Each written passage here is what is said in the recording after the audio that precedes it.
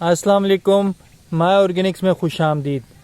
आज हम कटहल की नर्सरी लगा रहे हैं। ये कटहल का बीज है, आप देख सकते हैं, और इसे हम वर्मी कंपोस्ट के अंदर लगाएंगे।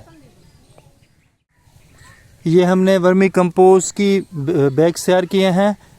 इसके अंदर अब हम कटहल का बीज लगाएंगे।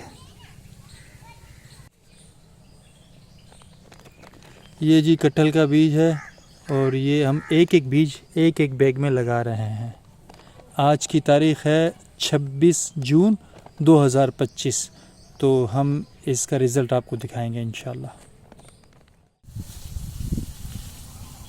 जी, ये जो हमने नर्सरी लगाई थी माशाल्लाह कटहल की, ये देख सकते हैं कि आप किस तरह से तकरीबन तमाम के तमाम ही फूट पड़े हैं।